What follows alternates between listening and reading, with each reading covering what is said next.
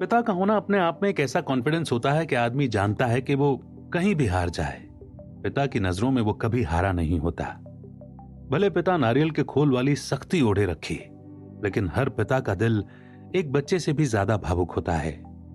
बद्रवस्ती ने खूब कहा है कि हर शख्स को गुमान है कि मंजिल नहीं है दूर, तो ये बताइए कि पिता किसके पास है।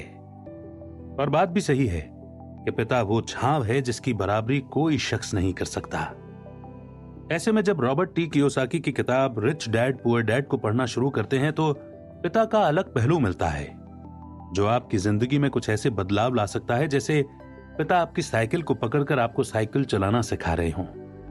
यह किताब सिर्फ सेल्फ हेल्प या मोटिवेशन के लिए नहीं है, यह आपको वेल्थ मैनेजमेंट के साथ आपको अमीर गरीब के फासलों के बारे में एक ऐसा पुल दिखाती है जहां आप अपना सफर खुद तय करते हैं।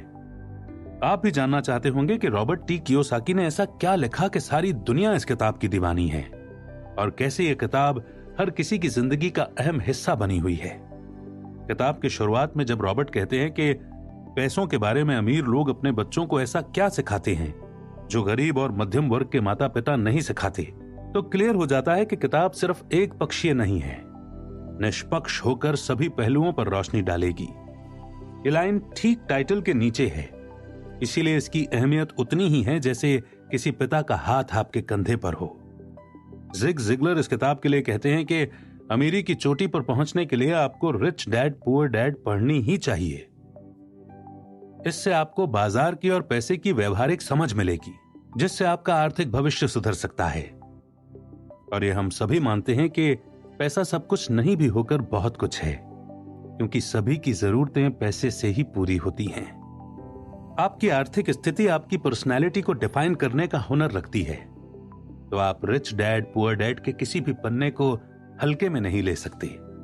और मैं ऐसा इसलिए कह रहा हूं क्योंकि इसमें रॉबर्ट ने समर्पण में भी साफ साफ लिखा है कि बच्चों के सबसे महत्वपूर्ण शिक्षक उनके माता पिता ही हैं।